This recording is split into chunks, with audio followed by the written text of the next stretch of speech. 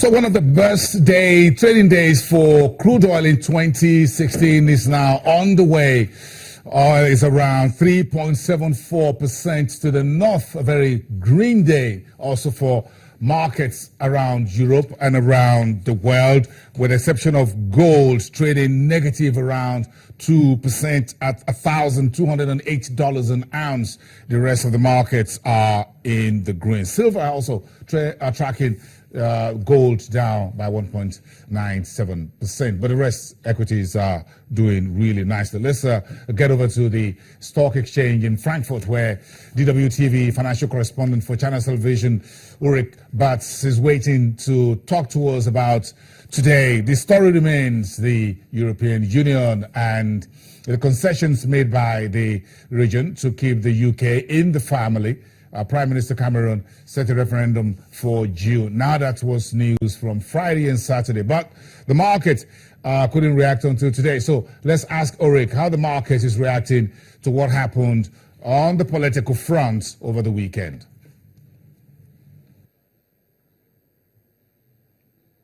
It's a little bit amazing, Boisson, because when you look at all the green on the boards right around Europe, you could almost assume that people are not losing any sleep over the Brexit referendum that will take place in June, and Boris Johnson's joining the anti-EU team there in London. The pound is losing, you mentioned that a few minutes ago, not only against the dollar but against the euro as well. But when you look at shares in London, for example, the FTSE is gaining, and the DAX here is gaining even more, and European shares across the board are better. That on the strength of the oil price going up, a major worry that is a little bit dampened at the moment.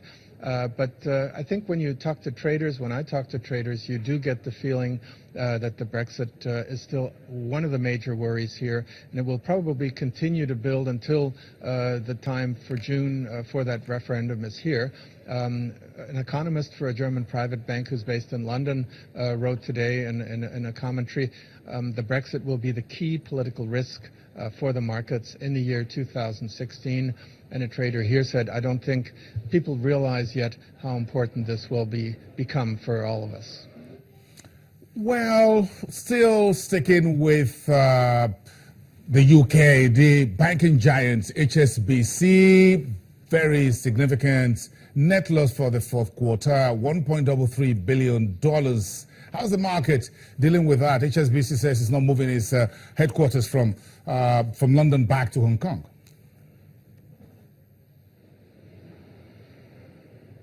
That's right. It's sticking to London for the moment, but it's posting a loss, and that was a shock to the markets when you hear the commentary. And I just mentioned that the FTSE was in the green, while HSBC is not in the green. It's one of the few shares in the FTSE that is losing. It's losing about between 2 and 3%. So it's quite clear. And when you put that into context with the other shares gaining, that shows how clear the market is reacting to that. HSBC seen as basically a very well-run bank, but of course it has much of its business in Asia. You just mentioned perhaps the management was thinking of moving to Hong Kong for that reason. And of course China is slowing down, and people are feeling that. Even German companies are feeling that. There were less German goods bought by the Chinese 2015, and it's being felt in the banking business as well. But HSBC is not the only bank that's coming up with bad news. We saw a lot of bad news from European banks in the past days and weeks as well. Very interesting. But let's drive something different.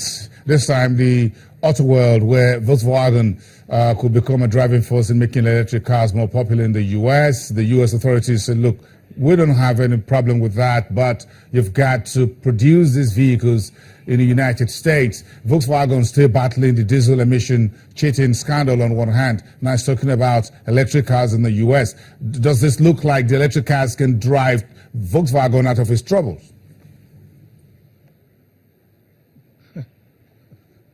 That's right. It looks very much that way. There's a report in a German Sunday paper to that effect that the U.S. authorities are asking VW to step in and to help the United States reach the goal of the million electric cars that was not reached in 2015, but to step up and, because of its involvement in the emissions scandal, sort of do good on that side of the picture. Now, Volkswagen does have electrically run cars, hybrid cars, for example. You can get a popular compact model Golf with both electric drive and an engine that's burning diesel or gasoline.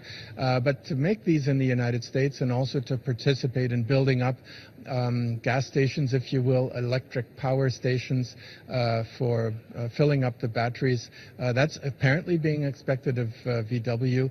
VW in the past was not especially keen on electric mobility.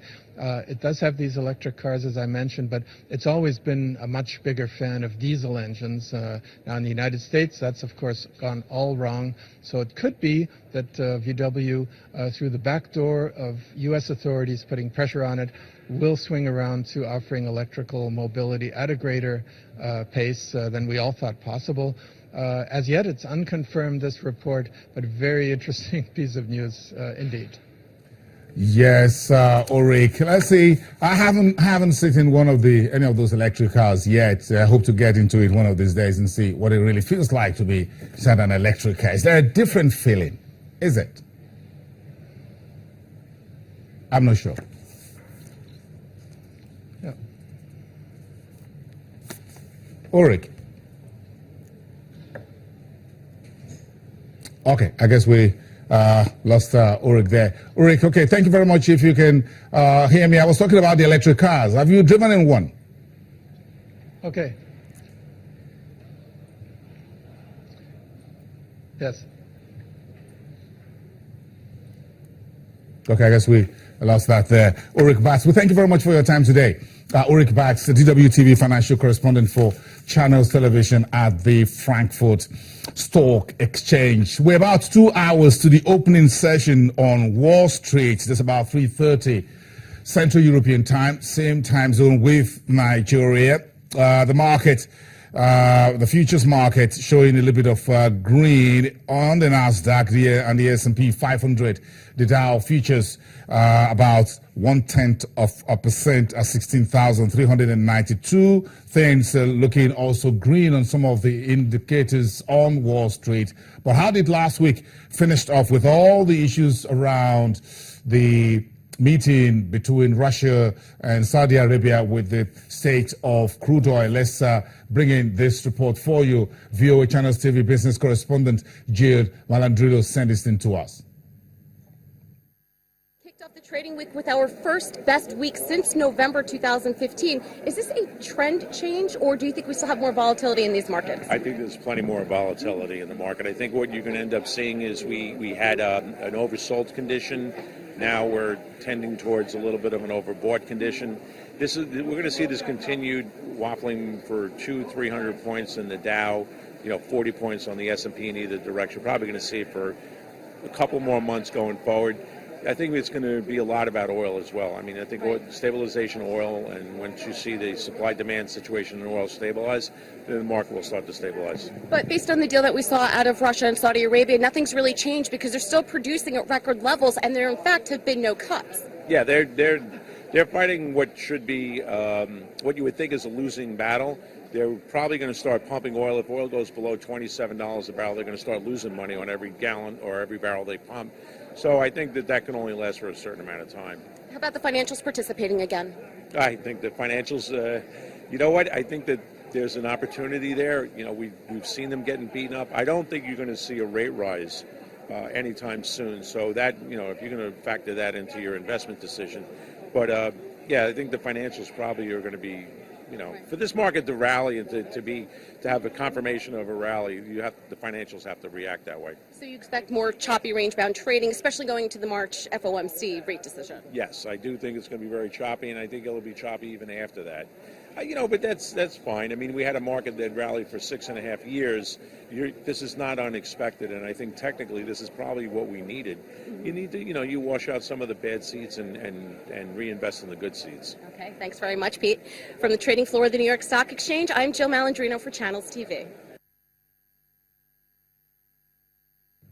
Very interesting one from Jill there about the New York markets. The markets will be reopening in about 2 hours now. Looks like it's going to be green across all the markets around the world. We'll keep an eye on that.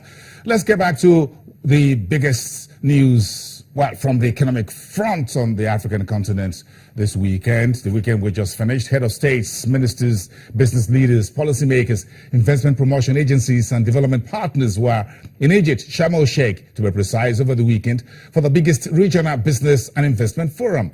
The 2 days event, which began on the 20th through the 21st, provided a platform for international influential business leaders and investors from all over the world to meet and tackle some key issues in an increasingly complex global economic context, and to share insights and experiences with companies and organizations that are driving growth and investment across Africa. Some 1,500 delegates from around Africa and the world attended the forum, which covers multiple sectors, including energy, ICT, financial services, trade, agribusiness, pharmaceuticals, and health. Now, this is coming through. Nigeria's Sales Managers Index remained unchanged in the month of February at 61.4 reading, according to World Economics, a UK-based research firm. The latest reading shows the first uptick in business activity after a 3-month consecutive decline in the value of the index.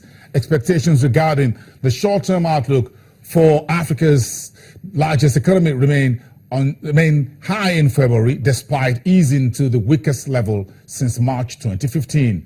World Economics says the business confidence index, however, declined to 85.1 from 87.9 in January. The prices charged index increased sharply to 62.1, and that sharp increase was blamed on the unfavorable exchange rate movement impacting local prices of imported goods.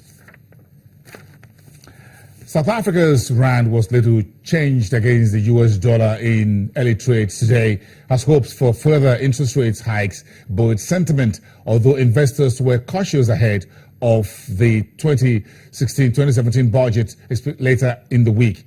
The rand traded at 14.4 on the dollar, not far off from its Friday's closing of 15.3850. The currency last week traded at its strongest levels this year on the greenback, firming to 15.246 on the dollar on Thursday after rising inflation bolstered expectations that the South African Reserve Bank will hike interest rates further. Focus this week in SA is on Finance Minister Pravin Gordhan's 3-year budget presentation to the Parliament. That's coming through on Wednesday. Analysts have cautioned that the rand could resume its downward spiral triggered by the clumsy changing of finance ministers last December by the President Zuma if the budget failed to convince investors that prudent fiscal policy remains intact in Africa's most developed economy. And Christine Lagarde has been confirmed to a second term as the managing director of the International Monetary Fund. The new term begins on July the 5th. Lagarde was virtually assured a second term when nominations for the job closed mid-February with no challenges. She was the only person nominated. Lagarde, who took over the post in 2011, has overseen an easing of Europe's sovereign debt crisis and has implemented changes to give greater influence in the fund to emerging markets, including China and Brazil. At a brief news conference following the vote, Lagarde said the IMF would continue to monitor turbulence in the China's economy as Beijing transitions to greater transparency in its economic policies. I have been honored to serve in the last 5 years. We have, I think, served the membership well, whether we have provided surveillance, financial support to those who were in difficulties, or technical assistance and capacity building. It has been a very enthusiastic experience for me, and I'm looking forward to actually continuing to serve the membership, to focus on country-specific issues and make sure that we are as country-tailored and specific as we can. I will make sure that the IMF remains a strong institution and will continue to be open, capable of adjusting to changes, capable of understanding the challenges that lie ahead of us, not just the short-term challenges as we see them developing, but also the longer-term challenges that we see in the works, but not yet totally developed, and yet will affect significantly the economy.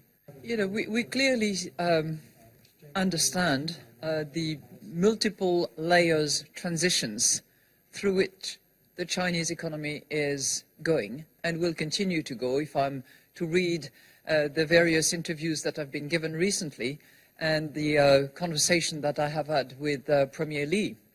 And those transitions are not going to be just a walk in the park.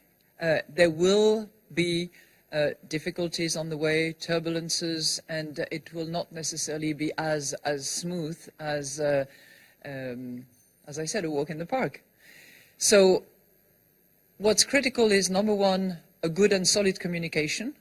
This is something that I have said before and that I think is being heard. I believe in particular that the interview by Governor Zhu a few days ago was a good example of how communication can actually clear the uncertainties and the trepidations.